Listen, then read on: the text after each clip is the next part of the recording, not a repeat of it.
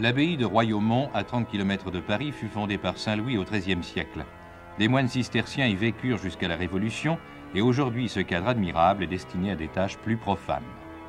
Dis-moi, qu'est-ce que tu as tourné comme plan ce matin dans la chapelle? Ce matin, on a tourné le plan avec le père dominicain qui nous faisait un petit sermon, pendant lequel Georges donnait du coude à Lucien, et ils faisaient leur petit numéro tous les deux à se moquer du père. À toi. Ah bon, très bien, merci.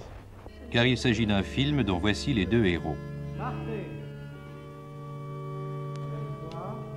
Suivez-le, Francis. Didier Haudepin et Francis Lacombrade tournent Les Amitiés particulières sous la direction de Jean Delannoy, d'après le célèbre roman de Roger Perfit. Photographiée par Christian Matras, cette œuvre est produite par Christine Gouze-Rénal, plutôt vouée jusqu'à présent à Brigitte Bardot et aux gorilles. C'est dire si elle y croit. Les mains dans le visage. Ne t'occupe pas, Didier. Reste, veux-tu... Non, pas comme ça. M'excuse, tu sors du champ. Bon, c'est ça. Alors, vas-y. Attention. Partez. Francis, toujours avec l'arrière-pensée de regard. Allez, regarde.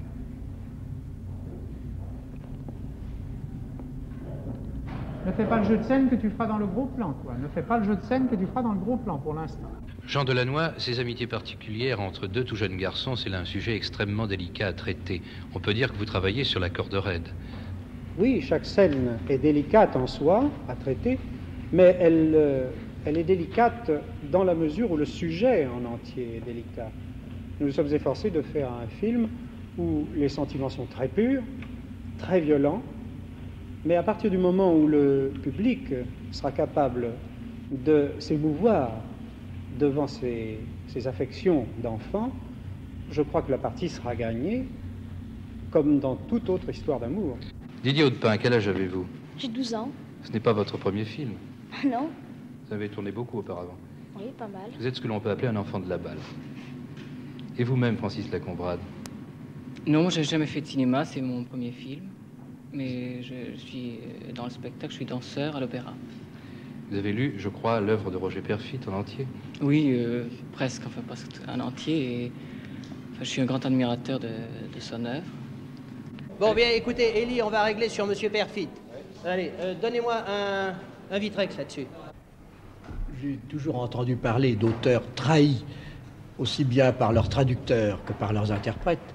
Et vraiment, cette fois, ce n'est pas une trahison, c'est une interprétation admirable de l'esprit et même de la lettre du livre.